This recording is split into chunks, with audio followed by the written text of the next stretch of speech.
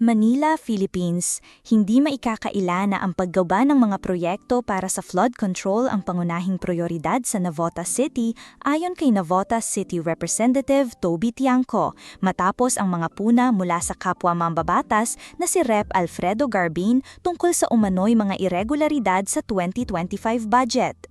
Sa kanyang pahayag sa Inquirer noong Biyernes, inilahad ni Tiangco na ang 65% hanggang 70% ng P529 milyong pondo mula sa Department of Public Works and Highways (DPWH) ay nakalaan para sa flood control.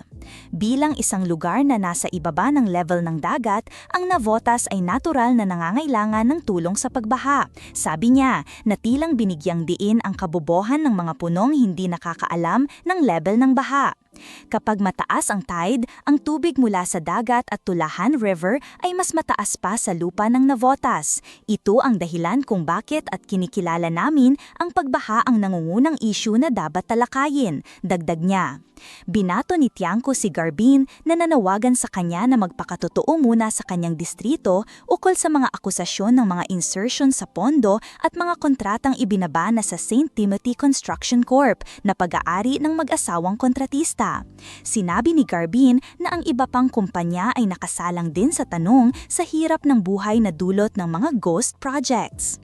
Sa kabila ng sinasabing kahirapan sa pagkuha ng pondo, iginiit ni Tiangco na hindi siya nakialam sa bidding processes ng mga proyekto at kinuwestiyon niya ang mga figura mula sa mga nangungunang kontratista. Ano ang aasahan ko rito? Isa akong mambabatas, hindi kontratista. Kamakailan, hinamon din ni Tiangco si Garbin na linawin kung may mga proyekto ang mga nakalista na pinakamalalaking kontratista sa kanilang mga lugar.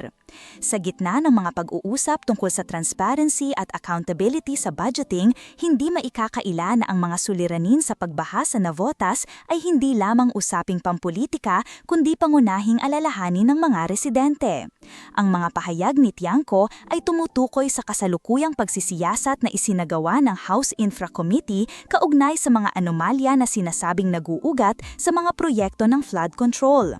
Mabilis siyang nagpahayag na siya ay handang makipagtulungan sa mga opisyal upang matugunan ang mga suliraning ito na as usual nagpapaalala sa lahat na ang tunay na laban sa baha ay hindi dapat isa-isang laro.